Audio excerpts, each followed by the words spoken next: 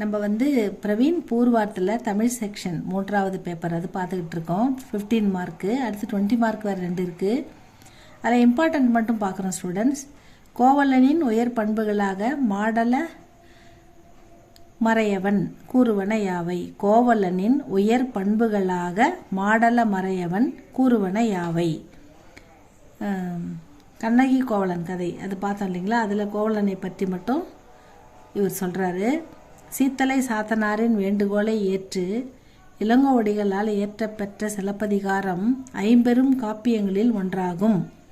சீத்தலை சாத்தனாரின் வேண்டுகோளை ஏற்று இளங்கோவடிகளால் இயற்றப்பெற்ற சிலப்பதிகாரம் 50 காப்பியங்களில் ஒன்றாகும். இந்நூல் புகார் காண்டம், மதுரை காண்டம், வஞ்சிக் காண்டம் என்னும் 3 காண்டங்களையும் 30 காதைகளையும் கொண்டுள்ளது. கொடுக்கப்பட்டுள்ள பாடற்பகுதி மதுரை காண்டத்தை சார்ந்தது. செல்வச் செழிப்புடன் வாழ்ந்த கோவலன் இன்று மதுரையில் வறுமையினால் வாடி சிலம்பு விற்க வந்துள்ள நிலையை கண்டு மனம் வருந்தி மாடலன் கோவலனின் பழம் சிறப்புகளை விளக்கி கூறுகின்றான். மாடலன் கோவலனை கருணை மறவன், செல்லாச் செல்வன், இல்லோர் செம்மல் என்று புகழ்ந்து பாடுகிறான். கருணை மறவன். மணிமேகலையின் பெயர் சூட்டு விழாவில் கோவலன் வந்தவர்க்கெல்லாம் பொன்னை வாரி வாரி வழங்கினான். அப்பொழுது ஒரு அந்தணன் கைத்தடியுடன் தள்ளாடியவாறு தானம் பெற வந்தான். அவன் எதிர்பாராத விதமாக மத யானையின் பிடியில் சிக்கிக்கொண்டான். உடனே கோவலன் தனக்கு ஏற்படும் தீங்கை பற்றி சிந்திக்காமல் யானையின் கொம்புகளுக்கிடையே புகுந்து அந்தணனை மீட்டு யானையின் சினத்தை அடக்கினான். அதனால் அவன் கருணை மறவனானான். அடுத்தது செல்லாச் செல்வன். அந்தணன் ஒருவன் கீரிப்பிள்ளையை வளர்த்து வந்தான். அதை அவன் மனைவி கொன்றுவிட்டாள். அதனால் மனமுடைந்த அந்தணன் அவள் கையால் உணவு உண்பதும் பாவம் எனக் கருதி வடமொழியில் ஒரு வாசகத்தை ஓலையில் எழுதி மனைவியின் கையில் கொடுத்து, இதை அறிந்தவரிடம் காட்டி பொருள் பெறுக எனக் கூறி வடதிசை நோக்கி புறப்பட்டான். மனைவி அந்த ஓலையை பலரிடம் காட்டியும் யாருக்கும் புரியவில்லை.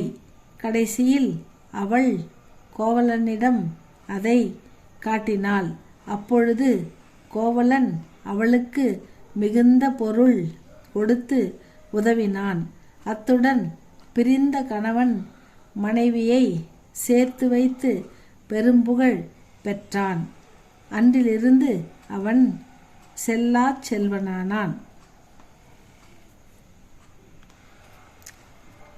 பாதி இது வரைக்கும் வரல ஸ்டூடெண்ட்ஸ்.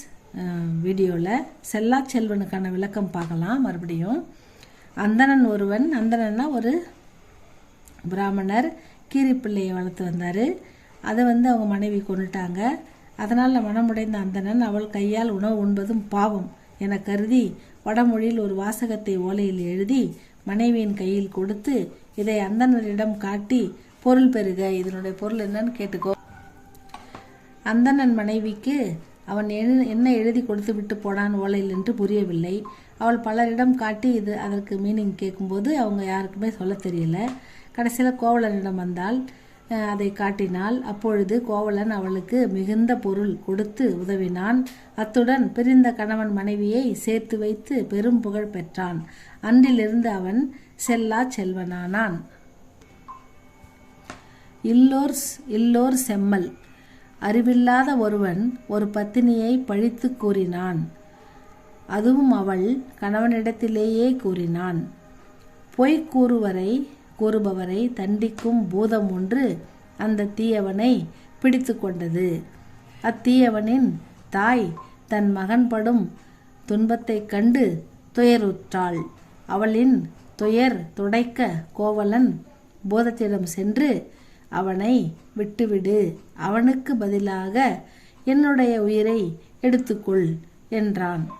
ஆனால் அந்த பூதம் ஒரு தீயவனை காக்க ஒரு நல்லவனின் உயிரை பறிக்கும் இழிவானவன் நானன்று எனக் கூறி அத்தீயவனை கொன்றுவிட்டது.